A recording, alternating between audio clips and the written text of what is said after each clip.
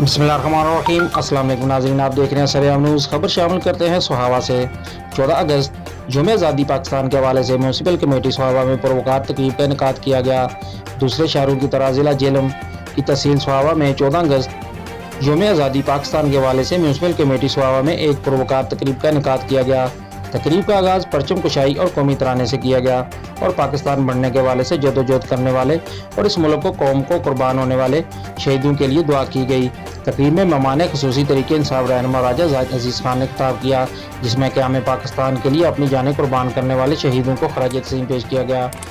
तकरीब में assistant commissioner Sohawa Maria Javed और साबिक़ कौंसलर अतीक भट्ट ने खिताब किया। तकरीब के अख्ताम पर केक भी काटा गया।